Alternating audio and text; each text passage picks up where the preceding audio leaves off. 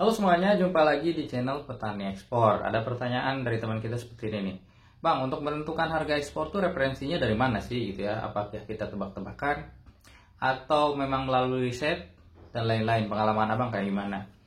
Nah, kalau pengalaman saya sebelum saya tahu harga jual, maksudnya sebelum tahu cara kita cari referensi dan lain-lain, basicnya pertama kali itu ya kan kita ketika mau ekspor kan belajar tata cara ekspor dulu ya, belajar regulasinya dan lain sebagainya. Ada salah satu materi yang namanya menentukan harga ekspor kan gitu ya. Mungkin teman-teman yang sedang belajar atau yang udah belajar itu ada inkoterinya kan banyak ya. Ada export yang paling umum, terus FOB, CIF, CNF dan lain-lain gitu ya. Tapi yang paling umum itu. Nah, kalau saya pertama kali menentukan harga ekspor itu yaitu lewat materi itu gitu. Ya caranya kalau ekspor ya tinggal kita biaya produksi tambah profit tambah biaya kemasan gitu ya. Maksudnya produk jadi di gudang kita mau jual berapa. Mau jual sama dengan produk ketika kita jual di Indonesia ya terserah. Mau jual harga lebih tinggi misalkan yang tadinya kita ambil profit 20%, kita tambahin jadi 30%, itu juga up to you gitu. Maksudnya itu kan terserah kita juga gitu ya kalau masalah keuntungan. Itu yang saya lakukan gitu Kak. Ketika dulu belajar menentukan harga ekspor dulu ya. Terus karena buyer mintanya harga FOB, otomatis ya harus ditambah dengan biaya antar ke pelabuhan. Kalau antar dari tempat kami ke pelabuhan itu kurang lebih mungkin untuk 1 ton ke atas itu kisaran ya berapa ya, 1 jutaan lah, 1 jutaan gitu ya. Tinggal ditambah itu, terus nanti tinggal ditambah lagi sama biaya handling charge atau ya biaya handling di pelabuhan. Si forwarder kan butuh biaya-biaya buat ngurus dokumen BL dan lain-lain gitu ya. Pokoknya biaya handling di pelabuhan itu yang disebut dengan biaya pre on board atau harga FOB seperti itu teman-teman. Jadi itu yang saya lakukan. Jadi tentukan aja harganya, kita barang produknya itu mau dijual berapa gitu. Sudah kita ambil keuntungan berapa persen, itu jadi berapa, tinggal ditambah-tambah aja, tambah biaya kirim, tambah biaya dokumen dan lain sebagainya. Itu cara yang pertama ya. Kalau misalkan teman-teman memang belum tahu banget nih harga kita itu layaknya dijual berapa gitu ya. Yang penting jangan boncos saja gitu. Maksudnya yang penting jangan rugi, jangan sampai kita loss gitu ya. Ya menurut saya ambil profit itu juga jangan terlalu muluk-muluk juga gitu. Yang penting semua usaha kita, semua kerja tim kita itu terbayar gitu dan kita masih ada untung sedikit.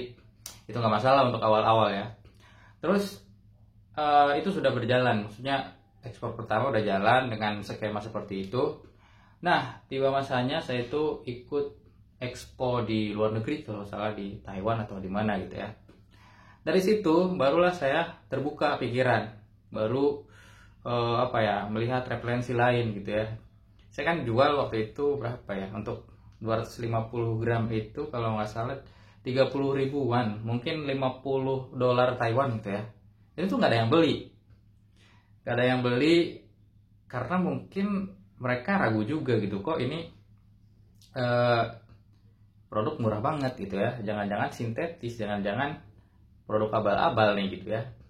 Ketika saya ngomong sama waktu itu KBRI atau diaspora gitu ya, itu untuk daya beli produk sugar di sini tuh kisarannya segini, coba kamu naikin harganya gitu. Beliau bilang seperti itu. Dan saya naikin berapa ya, 100 atau 200 gitu ya. Kalau 100 itu berarti 50 ribuan, 50 ribu, yang tadinya 30 ribu jadi 50 ribu. Kalau nggak salah 200 atau 150 deh gitu ya. Antara 150 dan 200 dolar Taiwan, berarti antara kisaran berapa itu, 80 ribuan saya jual gitu ya. 80 ribuan, yang tadinya 30 ribu saya jual 80 ribuan. Akhirnya mereka banyak yang tertarik gitu, maksudnya yang tadinya cuma cuek-cuek aja, akhirnya lihat ini harganya segini ya, coba deh beli. Akhirnya ternyata banyak yang minat. Nah dari situ saya berpikir, oh iya ternyata daya beli masyarakat di luar negeri, terutama mungkin negara yang bisa dibilang sedikit lebih maju lah dari Indonesia gitu ya, ternyata di sana itu ya harga produk lebih tinggi gitu. Maksudnya daya belinya tuh lebih tinggi daripada kita jual di Indonesia. Nah dari situ saya baru belajar tuh pulang ke Indonesia, akhirnya menentukan harga sesuai dengan referensi yang ada di negara tujuan ekspor gitu. Akhirnya saya tuh riset gitu ya. Ada yang hubungi teman gitu, maksudnya tanya ke teman. Saya kebetulan ada kenalan gitu yang tinggal di Amerika, yang tadinya kerja di BUMN, terus kita jadi mitra binaan mereka, terus akhirnya mereka ada yang pindah ke luar negeri. Akhirnya tanya-tanya di sana tuh dijual berapa sih biasanya untuk aren gitu ya. Terus dia bilang sekian dolar gitu ya. Nah sekian dolar itu untuk berapa ratus gram gitu ya. Berarti kalau kita breakdown nih, misalkan 1 kilo, asumsinya dia dapat harga dari supplier itu berapa gitu ya. Itu dipotong udah biaya freight dan lain-lain. Idealnya tuh mereka beli berapa gitu ya dari supplier. Nah dapatlah harga misalkan antara 3 sampai 5 dolar lah gitu ya. Akhirnya di kisaran itu saya biasanya tawar-tawarkan ke buyer yang ada di negara tersebut. Nah terus untuk negara-negara lain atau referensi lain, saya juga sering nih buka-buka marketplace di negara tujuan ekspor yang kita pengen tawarin produk kita ke sana gitu. Misalkan kalau ke Amerika ya mungkin ada Walmart dan lain sebagainya gitu ya. Coba kita lihat untuk produk aren, untuk produk apa gitu, lihat di sana produk segar kisaran harganya rate-nya berapa. Itu per berapa ratus gram itu sampai harganya sekian dolar gitu ya. Kita bisa breakdown lagi ke bawah, dan biaya kemasan mereka sekian misalkan ya, dihitung besarnya ya, biaya freight mereka berapa, dokumen, lisensi dan lain sebagainya. Ya ideal nggak kalau kita tawarin harga segini gitu. Itu yang saya lakukan akhirnya gitu ya. Jadi teman-teman seperti itu ya yang saya lakukan. Itu yang pertama, karena yang awal banget sebelum tahu referensi harga di luar negeri, saya tawarinnya ya harga ekspor yang kita jual di Indonesia atau dilebihin sedikit gitu ya, untuk biaya-biaya kita handling dan lain sebagainya gitu. Nah kalau mau FOB ya tinggal ditambah dokumen dan lain sebagainya gitu.